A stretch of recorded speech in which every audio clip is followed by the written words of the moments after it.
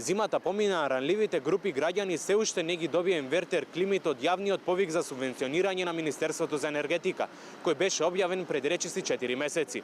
Në televizionin Alsat kanë mbërritur shumë reagimin nga qytetarët, të cilët të thonë se edhe pse kanë aplikuar para një periudhe të gjatë, ende nuk e kanë marrë përgjigjen nga Ministria e Energjetikës. Ata theksojnë se dimri tashmë ka kaluar, ndërsa ata ende nuk kanë marrë pajisje për ngrohje.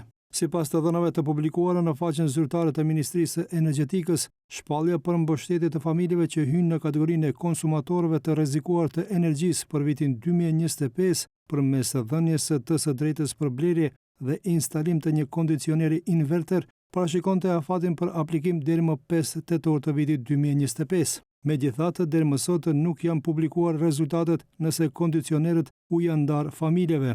Nga Dikasteri e Energjisë thonë se vonesat kanë të bëjnë me faktin se qëllimi është që fondet të arrijnë tek qytetarët që kanë më shumë nevojë për to, në përputhje me metodologjinë e varfërisë energjetike. Lista e personave të kualifikuar për subvencione u përgatit nga komisionit në Ministrinë e Energjisë. Ishte nevojshme verifikimi dhe pajtimi detajuar shtesë i të dhënave me institucione të tjera kompetente, përfshirë zyrën e të ardhurave publike dhe Ministrinë e Politikës Sociale, të cilët të zgjatën kohëzgjatjen e procedurës, njoftuan nga Ministria e Energjetikës. Nga atje thonë se në këtë thirrje do të ndahen mbi 4.000 kondicioner.